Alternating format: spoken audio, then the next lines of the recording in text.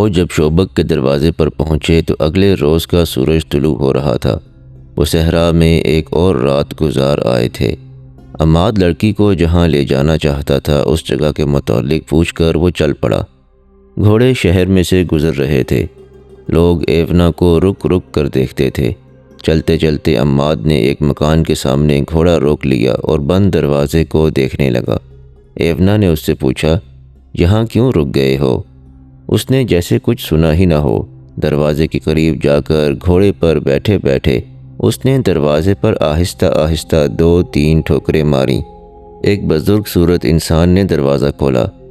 یہاں کون رہتا ہے؟ عماد نے عربی زبان میں پوچھا۔ کوئی نہیں، بوڑھے نے جواب دیا۔ عیسائیوں کا ایک خاندان رہتا تھا۔ ہماری فوج آ گئی تو پورا خاندان بھاگ گیا ہے۔ اب آپ نے اس پر قبضہ کر لیا ہے۔ بوڑھا ڈر گیا۔ اس نے دیکھا کہ یہ سوار فوجی ہے اور اس سے باز پرس کر رہا ہے کہ عیسائی کے مکان پر اس نے کیوں قبضہ کر لیا ہے، جبکہ سلطان ایوبی نے منادی کے ذریعے حکم جاری کیا ہے کہ کسی مسلمان کی طرف سے کسی عیسائی کو کوئی تکلیف نہ پہنچے ورنہ سخت سزا دی جائے گی۔ بوڑھے نے کہا، میں نے قبضہ نہیں کیا، اس کی حفاظت کے لیے یہاں آ گیا ہوں۔ میں اسے بالکل بند کر دوں گا۔ اس کا مالک زندہ ہے۔ وہ مسلمان ہے اور 15-16 سال سے بیگار کیمپ میں پڑا ہے۔ کیا امیر مصر نے انہیں کیمپ سے رہا نہیں کیا؟ عماد نے پوچھا۔ وہاں کے مسلمان اب آزاد ہیں لیکن ابھی کیمپ میں ہی ہیں، بوڑھے نے جواب دیا۔ ان سب کی حالت اتنی بری ہے کہ قابل احترام سالار اعظم ایوبی نے ان کے لیے دودھ، گوشت، دوائیاں اور نہایت اچھے رہن سہن کا انتظام وہیں کر دیا ہے۔ بہت سے طبیب ان کی دیکھ بھال کر رہے ہیں۔ ان میں جس کی صحت بحال ہوتی ہے اسے گھر بھیج دیا جاتا ہے۔ وہاں جو رہتے ہیں انہیں ان کے رشتہ دار وہیں ملنے جاتے ہیں۔ اس مکان کا مالک بھی وہیں ہے۔ ایک تو اس کا بڑھاپا ہے اور دوسرے کیمپ کی 15-16 سالوں کی اذیتیں۔ بیچارہ صرف زندہ ہے۔ میں اسے دیکھنے جایا کرتا ہوں۔ امید ہے وہ صحت یاب ہو جائے گا۔ میں نے اسے بتا دیا تھا کہ اس کا مکان خالی ہو گیا ہے۔ اس کے رشتہ دار کہاں ہیں؟ عماد نے پوچھا۔ کوئی بھی زندہ نہیں، بوڑھے نے جواب دیا اور 3-4 گھر چھوڑ کر ایک مکان کی طرف اشارہ کر کے کہا، وہ میرا ذاتی مکان ہے۔ میں ان لوگوں کا صرف پڑوسی تھا۔ آپ مجھے ان کا رشتہ دار کہہ سکتے ہیں۔ عماد یہ پوچھ کر کہ اندر مستورات تو نہیں ہیں، گھوڑے سے اتر کر اندر چلا گیا۔ وہ کمروں میں گیا، دیواروں پر ہاتھ پھیرا۔ ایونا بھی اندر چلی گئی۔ اس نے عماد کو دیکھا، وہ آنسو پونچھ رہا تھا۔ ایونا نے آنسوؤں کی وجہ پوچھی تو اس نے جواب دیا، اپنے بچپن کو ڈھونڈ رہا ہوں۔ میں اس گھر سے بھاگا تھا، یہ میرا گھر ہے۔ اس کے آنسو بہنے لگے۔ اس نے بوڑھے سے پوچھا، ان کے رشتہ دار مر گئے ہیں؟ ان کی کوئی اولاد بھی تھی کیا؟ صرف ایک لڑکا بچا تھا جو عیسائی ڈاکوؤں سے بچ کر میرے گھر آ گیا تھا، بوڑھے نے جواب دیا۔ اسے میں نے شام کو روانہ کر دیا تھا۔ اگر یہاں رہتا تو مارا جاتا۔ عماد کو وہ رات یاد آ گئی جب وہ اس گھر سے بھاگ کر پڑوسی کے گھر جا چھپا تھا۔ وہ یہی پڑوسی تھا، مگر اس نے بوڑھے کو بتایا نہیں کہ وہ لڑکا جسے اس نے شوبک سے شام کو روانہ کر دیا تھا وہ یہی جوان ہے جسے وہ یہ کہانی سنا رہا ہے۔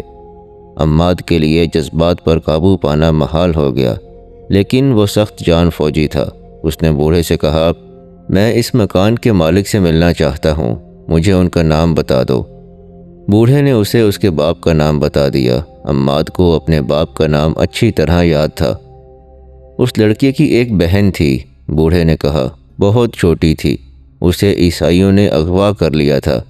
اسی ضمن میں اس گھر کے سارے افراد عیسائیوں کے ہاتھوں قتل ہو گئے۔ ایونا، عماد نے لڑکی سے کہا، اپنی مقدس صلیب کے پرستاروں کی کرتوت سن رہی ہو؟ ایونا نے کوئی جواب نہ دیا۔ وہ چھت کو دیکھنے لگی۔ اس نے کمرے کے دروازے کے ایک کواڑ کو بند کیا اور اس کی الٹی طرف دیکھنے لگی۔ کواڑ پر 3-4 چھوٹی چھوٹی اور گہری لکیریں کھدی ہوئی تھیں۔ وہ بیٹھ کر ان لکیروں کو بڑی غور سے دیکھنے لگی۔ عماد اسے دیکھ رہا تھا۔ ایونا لکیروں پر ہاتھ پھیرنے لگی۔ وہ اٹھی اور دوسرے کمرے میں چلی گئی۔ وہاں بھی کواڑوں پر ہاتھ پھیر کر کچھ ڈھونڈنے لگی۔ عماد نے جا کر اس سے پوچھا، کیا دیکھ رہی ہو؟ لڑکی مسکرائی اور بولی، تمہاری طرح میں بھی اپنا بچپن ڈھونڈ رہی ہوں۔ اس نے عماد سے پوچھا، یہ تمہارا گھر تھا؟ تم یہیں سے بھاگے تھے کیا؟ یہیں سے، عماد نے جواب دیا اور اسے سنا دیا کہ کس طرح ان کے گھر پر عیسائیوں نے حملہ کیا اور اس کی ماں اور بڑے بھائی کو قتل کر دیا تھا۔ عماد بھاگ گیا اور وہ آج تک یہ سمجھتا رہا کہ اس کا باپ بھی قتل ہو گیا ہے، لیکن یہ بوڑھا بتاتا ہے کہ باپ کیمپ میں زندہ ہے۔ تم نے اس بوڑھے کو بتا دیا کہ وہ لڑکے تم ہی ہو جسے اس نے پناہ دی تھی؟ میں بتانا نہیں چاہتا، اس نے تذبذب کے عالم میں کہا۔ ایونا اسے بڑے غور سے دیکھنے لگی اور بوڑھا ان دونوں کو دیکھ دیکھ کر حیران ہو رہا تھا کہ یہ دونوں یہاں کیا دیکھ رہے ہیں۔ عماد بھی بچپن کی یادوں میں گم ہو گیا تھا۔ بوڑھے نے پوچھا، میرے لیے کیا حکم ہے؟ عماد چونکا اور حکم دینے کے لہجے میں بولا، اس مکان کو اپنی نگرانی میں رکھیں، یہ آپ کی تحویل میں ہے۔ اس نے ایونا سے کہا، آؤ چلیں۔ کیا تم اپنے باپ سے نہیں ملو گے؟ ایونا نے اس سے پوچھا۔ پہلے اپنا فرض ادا کر لوں، عماد نے جواب دیا۔ مجھے ریگستان میں میرا کماندار ڈھونڈ رہا ہوگا، وہ مجھے مردہ قرار دے چکے ہوں گے، وہاں میری ضرورت ہے۔ آؤ میرے ساتھ آؤ، میں یہ امانت کسی کے حوالے کر دوں۔ لڑکیاں لڑکیاں لڑکیاں، سلطان صلاح الدین ایوبی نے شگفتہ سے لہجے میں علی بن سفیان سے کہا، کیا یہ کم بخت صلیبی میرے راستے میں لڑکیوں کی دیوار کھڑی کرنا چاہتے ہیں؟ کیا وہ لڑکیوں کو میرے سامنے نچا کر مجھ سے شوبک کا قلعہ لے لیں گے؟ امیر محترم، علی بن سفیان نے کہا، آپ اپنی ہی باتوں کی تردید کر رہے ہیں۔ یہ لڑکیاں دیوار نہیں بن سکتیں، دیمک بن چکی ہیں اور دیمک کا کام کر رہی ہیں۔ آپ کے اور محترم نور الدین زنگی کے درمیان غلط فہمی پیدا کرنے کی کوشش لڑکیوں کے ہاتھوں کرائی گئی ہے، اور ان لڑکیوں نے حشیش اور شراب کے ذریعے ہمارے مسلمان حکام اور امراء کو استعمال کیا ہے۔ یہ وہی موضوع ہے جس پر ہم 100 بار بات کر چکے ہیں، سلطان ایوبی نے کہا۔ مجھے ان لڑکیوں کے متعلق کچھ بتاؤ۔ یہ تو معلوم ہو چکا ہے کہ یہ 8 جاسوس ہیں، انہوں نے اب تک کوئی نیا انکشاف کیا ہے یا نہیں؟ انہوں نے بتایا ہے کہ شوبک میں صلیبی جاسوس اور تخریب کار موجود ہیں، علی بن سفیان نے جواب دیا، لیکن ان میں سے کسی کی بھی نشاندہی نہیں ہو سکتی کیونکہ ان کے گھروں اور ٹھکانوں کا علم نہیں۔ ان میں سے 3 مصر میں کچھ وقت گزار آئی ہیں، وہاں انہوں نے جو کام کیا ہے وہ آپ کو بتایا جا چکا ہے۔ کیا وہ قید خانے میں ہیں؟ سلطان ایوبی نے کہا۔ نہیں، علی بن سفیان نے جواب دیا۔ اس نے کہا، وہ اپنی پرانی جگہ رکھی گئی ہیں، ان پر پہرا ہے۔ اتنے میں دربان اندر آیا۔ اس نے کہا، عماد شامی نام کا ایک عہدیدار ایک صلیبی لڑکی کو ساتھ لایا ہے، کہتا ہے کہ اسے اس نے کرک کے راستے پر پکڑا ہے اور یہ لڑکی جاسوس ہے۔ دونوں کو اندر بھیج دو، سلطان ایوبی نے کہا۔ دربان کے جاتے ہی عماد اور ایونا اندر آئے۔ سلطان ایوبی نے عماد سے کہا، معلوم ہوتا ہے بہت لمبی مسافت سے آئے ہو، تم کس کے ساتھ ہو؟ میں شامی فوج میں ہوں، عماد نے جواب دیا۔ میرے کماندار کا نام احتشام ابن محمد ہے اور میں البرق دستے کا عہدیدار ہوں۔ البرق کس حال میں ہے؟ سلطان ایوبی نے پوچھا اور علی بن سفیان سے کہا، البرق واقعی برق ہے۔ ہم نے جب سوڈانیوں پر شبخون مارے تھے تو البرق قیادت کر رہا تھا، صحرائی چھاپوں میں اس کی نظیر نہیں ملتی۔ سالار اعظم، عماد نے کہا، آدھا دستہ اللہ کے نام پر قربان ہو چکا ہے، میرے گروہ میں سے صرف میں رہ گیا ہوں۔ تم نے اتنی جانیں ضائع تو نہیں کی؟ سلطان ایوبی نے سنجیدگی سے پوچھا۔ مر جانے اور قربان ہونے میں بہت فرق ہے۔ نہیں سالار اعظم، عماد نے جواب دیا، خدائے ذوالجلال گواہ ہے کہ ہم نے ایک ایک جان کے بدلے 20 جانیں لی ہیں۔ اگر صلیبیوں کی فوج اپنے ٹھکانے پر پہنچ گئی تو وہ صرف چند ایک زخمی ہوں گے۔ فلسطین کی ریت کو ہم نے صلیبیوں کے خون سے لال کر دیا ہے۔ ہمارے دوسرے دستوں نے بھی دشمن پر پورا قہر برسایا ہے۔ دشمن میں اب اتنا دم نہیں رہا کہ وہ تھوڑے سے عرصے میں اگلی جنگ کے لیے تیار ہو جائے۔ اور تم؟ سلطان ایوبی نے لڑکی سے پوچھا، کیا تم پسند کرو گی کہ اپنے متعلق ہمیں کچھ بتا دو؟ سب کچھ بتاؤں گی، ایونا نے کہا اور اس کے آنسو بہنے لگے۔ عماد شامی، سلطان ایوبی نے عماد سے کہا، فوجی آرام گاہ میں چلے جاؤ، نہاؤ دھو، آج کے دن اور آج کی رات آرام کرو، کل واپس اپنے جیش میں چلے جانا۔ میں دشمن کے 2 گھوڑے بھی لایا ہوں، عماد نے کہا، ان کی تلواریں بھی ہیں۔ گھوڑے استبل میں اور تلواریں اسلحہ خانے میں دے دو، سلطان ایوبی نے کہا، اور ذرا سوچ کر کہا، اگر ان گھوڑوں میں کوئی تمہارے گھوڑے سے بہتر ہو تو بدل لو۔ باہر کے محاذ پر گھوڑے کی کیا حالت ہے؟ کوئی پریشانی نہیں، عماد نے بتایا، اپنا ایک گھوڑا ضائع ہوتا ہے تو ہمیں صلیبیوں کے 2 گھوڑے مل جاتے ہیں۔ عماد سلام کر کے باہر نکل گیا۔ اس نے امانت صحیح جگہ پہنچا دی تھی۔ ادھر سے تو وہ فارغ ہو گیا، لیکن اس کے دل پر بوجھ تھا۔ یہ جذبات کا بوجھ تھا، یہ بچپن کی یادوں کا بوجھ تھا، اور یہ اس باپ کی محبت کا بوجھ تھا جو کیمپ میں پڑا تھا۔ وہ تذبذب میں مبتلا تھا۔ جنگ ختم ہونے تک وہ باپ سے ملنا نہیں چاہتا تھا۔ ڈرتا تھا کہ باپ کی محبت اور دل کے پرانے زخم اس کے فرض کے راستے میں حائل ہو جائیں گے۔ وہ اپنے گھوڑے کے پیچھے 2 گھوڑے باندھے استبل کی طرف جا رہا تھا۔ اسے ماحول کا کوئی ہوش نہیں تھا۔ گھوڑا اسے ایک گھاٹی پر لے گیا۔ اس نے سامنے دیکھا، شوبک کا قصبہ اسے نظر آ رہا تھا۔ وہ رک گیا اور اس قصبے کو دیکھنے لگا جہاں وہ پیدا ہوا تھا اور جہاں سے جلا وطن ہوا تھا۔ اس پر جذبات نے رکت طاری کر دی۔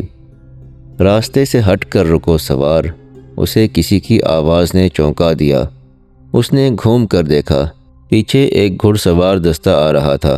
اس نے گھوڑے ایک طرف کر لیے۔ جب دستے کا اگلا سوار اس کے قریب سے گزرا تو عماد سے پوچھا، باہر سے آئے ہو؟ وہاں کی کیا خبر ہے؟ اللہ کا کرم ہے دوستوں، اس نے جواب دیا، دشمن ختم ہو رہا ہے، شوبک کو کوئی خطرہ نہیں۔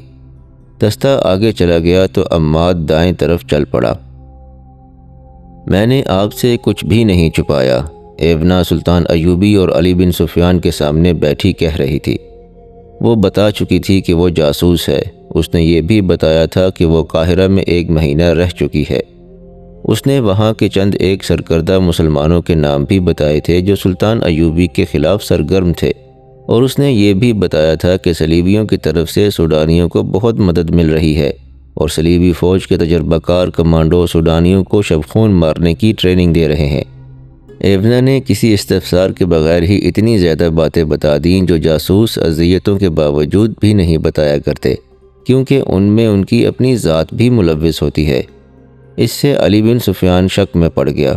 ایونا، علی بن سفیان نے کہا، میں بھی تمہارے فن کا فنکار ہوں۔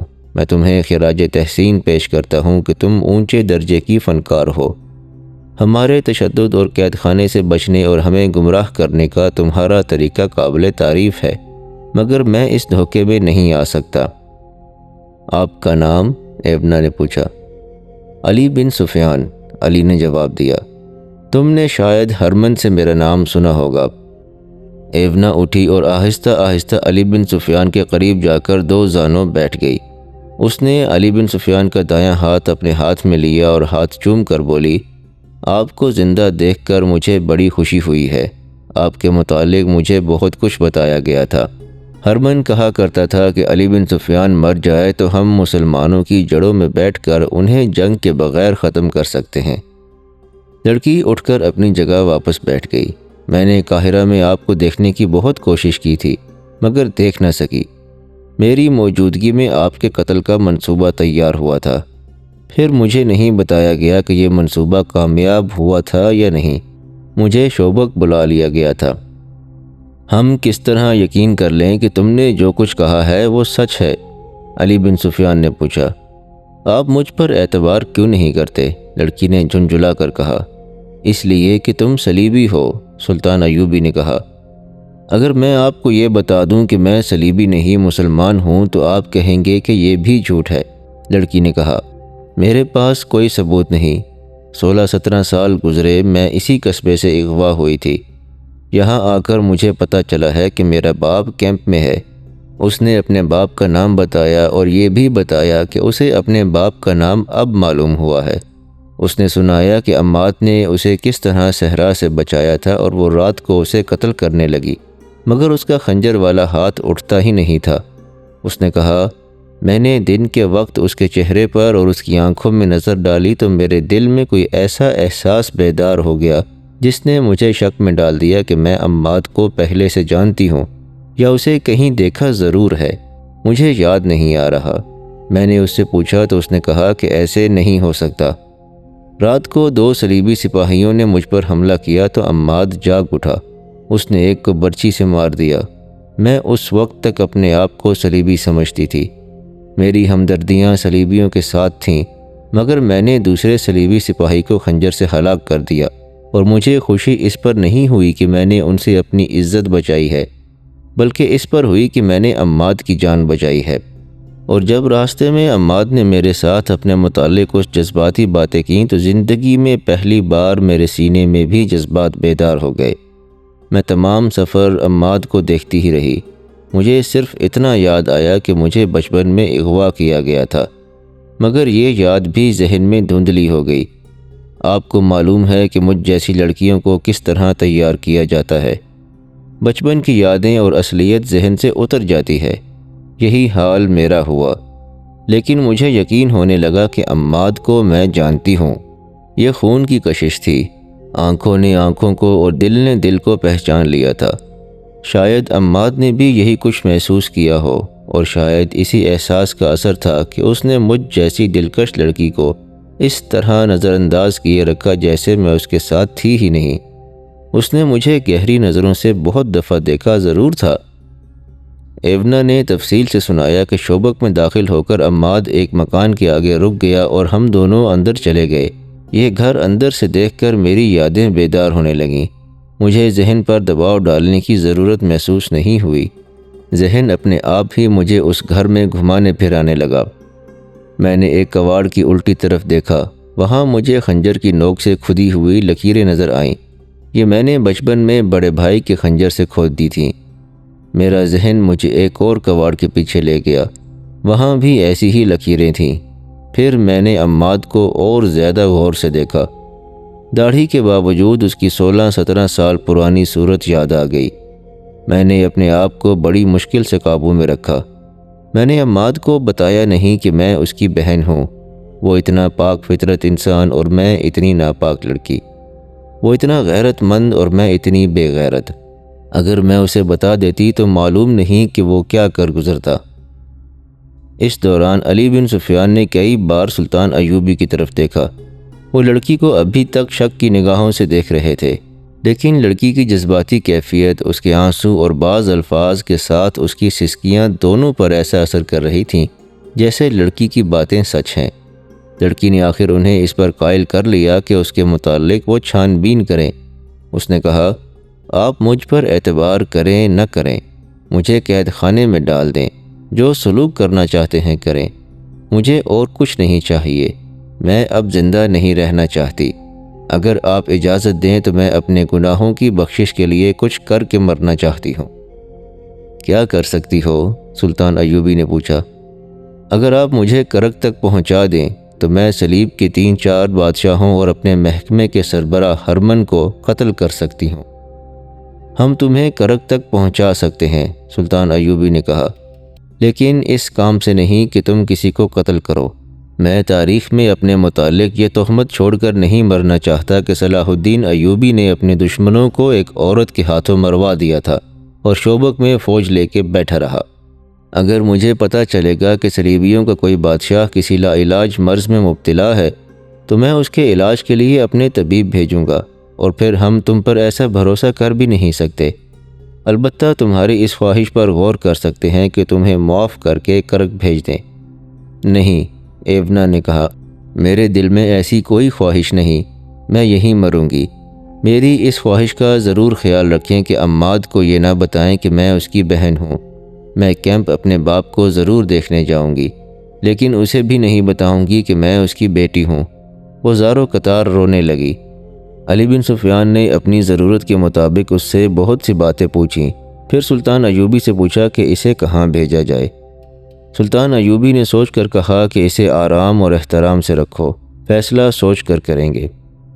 علی بن سفیان اسے اپنے ساتھ لے گیا اور ان کمروں میں سے ایک اسے دے دیا جہاں جاسوس لڑکیاں رہا کرتی تھیں۔ لڑکی نے وہاں رہنے سے انکار کر دیا اور کہا، ان کمروں سے مجھے نفرت ہے، کیا یہ ممکن نہیں کہ مجھے اس گھر میں رکھا جائے جہاں سے میں اغوا ہوئی تھی؟ نہیں، علی بن سفیان نے جواب دیا، کسی کے جذبات کی خاطر ہم اپنے قواعد و ضوابط نہیں بدل سکتے۔ وہاں کے پہرے داروں اور ملازموں کو کچھ ہدایات دے کر علی بن سفیان لڑکی کو وہاں چھوڑ گیا۔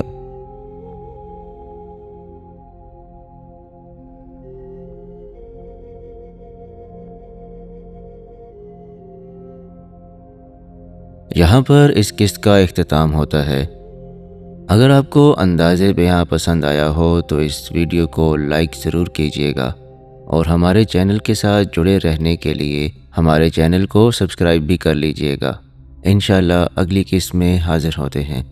تب تک کے لیے اپنے اور اپنے آس پاس کے تمام لوگوں کا بہت خیال رکھیے گا۔ اللہ نگہبان۔